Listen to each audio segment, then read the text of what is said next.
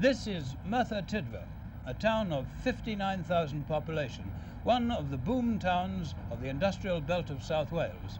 And with the new prosperity have come new problems. Here in Merthyr there are 3 bingo halls, 150 pubs and clubs, a greyhound track, and they say that there are private parties where money changes hands over cards in fistfuls. There are 64 betting shops, that's one for every 700 adults in the population. They say that Merthyr's gone gambling crazy.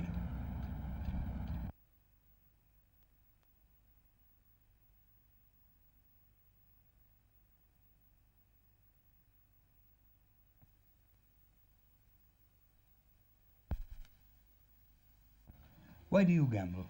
Well, I'm an old age pensioner. I get a few bob a week pocket money, and I like to take a chance to increase that little bit of pocket money I get. Does that chance come off at all? Oh yes, very often. And how much do you reckon to make on the average then? Do you show a profit over a year's gambling?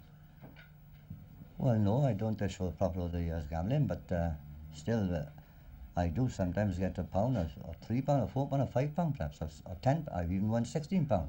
Well, it's a bit of pleasure to me. I'm an old age pensioner, and I've never used to flutter like and a pint of beer.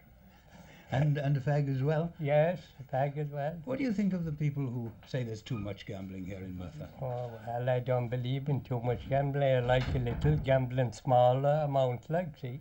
Do you reckon to make a profit on it? No. Just a bit of fun? Just a bit of fun, yes. Those people who speak about gambling and know nothing at all about it, those are the people who are against gambling.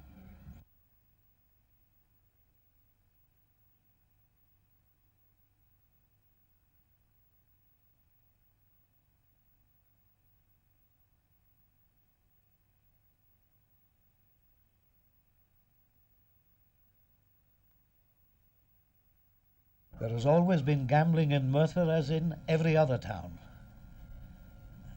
No more, no less. Do you remember the gambling here in the old days, in the days of the Depression? Yes, I do. And I could understand it, although I'm not a gambler myself. Quite frankly, I'm opposed to gambling. It's immoral. To expect anything for nothing is immoral, whether it be in a bingo hall or on the stock exchange. But it was very natural for the man who was drawing very little on the dole to spend a tenner and hope to get 5 bob in those days of depression. Now the pendulum has swung and money is free. There's plenty of it, and I'm afraid now it's a question of where to spend the surplus that is causing the craze for gambling. What about the social aspect of this problem? Well, I think, you see, that this is a sociological problem. We are moving rapidly into an automation age where you are going to find people working less and less and having more and more leisure. The problem of education, in my opinion, in the years ahead is to teach people to enjoy their leisure. I enjoy mine.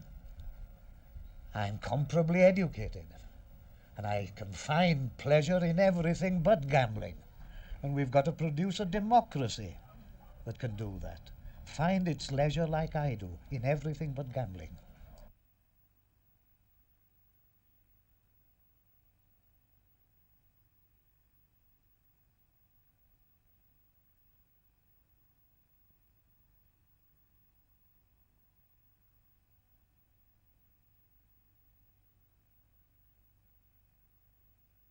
I think it's a question of escapism. You see, there are lots of factories here in Merthyr, and I think that when an individual has finished his or her job, they do look for a certain amount of activity outside, and a good deal, quite a number of them, find it in this form. They look for a sort of flutter, some form of excitement, different from the sort of job that they've been at during the whole of their day.